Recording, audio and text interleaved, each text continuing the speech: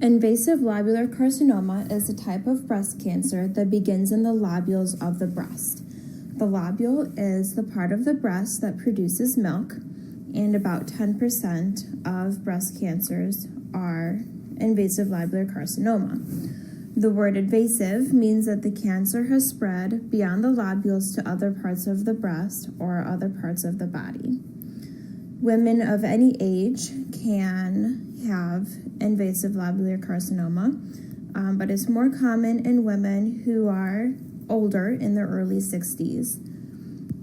Some of the causes of ILC could be LCIS, lobular carcinoma in situ. This is not a type of cancer, but it does contribute to the patient's risk. LCIS is abnormal cells in the body that are contained in the lobules. They have not spread to other parts of the body yet. Invasive lobular carcinoma does occur when the DNA of the lobules mutates and those cells start to grow out of control. Once a suspicious area on a patient's imaging study is seen, either on a mammogram or ultrasound, they would be sent for a biopsy.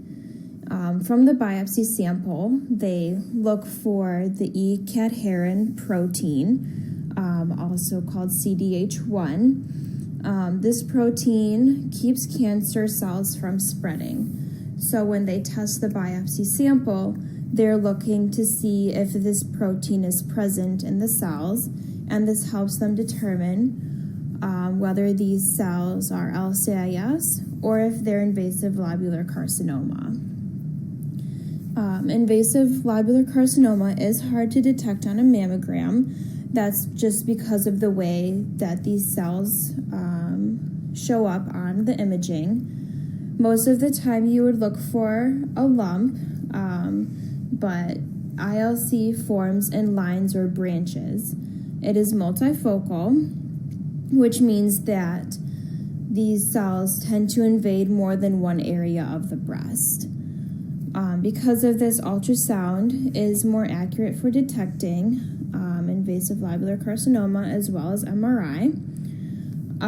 So because of the way that these cells are growing, it tends to present as more of a thickening area in the breast instead of a lump, and the patient might feel some more fullness or swelling. ILC is a slow-spreading cancer. When it spreads to other parts of the body, it is through the lymph nodes, and it tends to metastasize to the GI tract, reproductive organs, and the brain or spinal cord. You could tell if the cancer has spread by doing a PET scan or a CT scan. A lymph node biopsy could also be done to tell if the cancer cells are present there.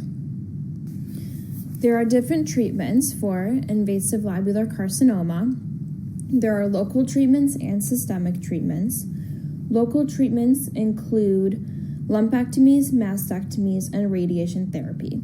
A lumpectomy removes the cancer and the surrounding healthy tissue, and radiation therapy is normally done after the cancer is removed, just to make sure that any cancer cells that are left are killed, and also is done to shrink a tumor before surgery, and this can help the patient have the choice between a mastectomy and a lumpectomy.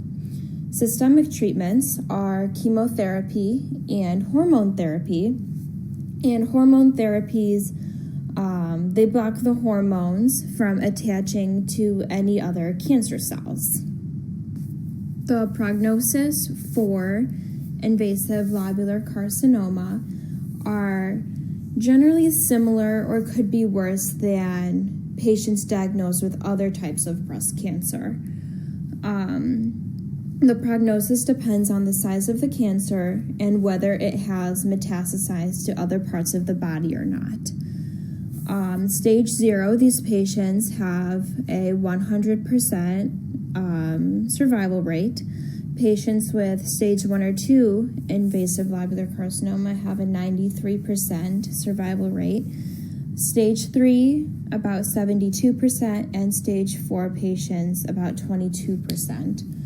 If this cancer returns, it's typically within the first 5 years of remission.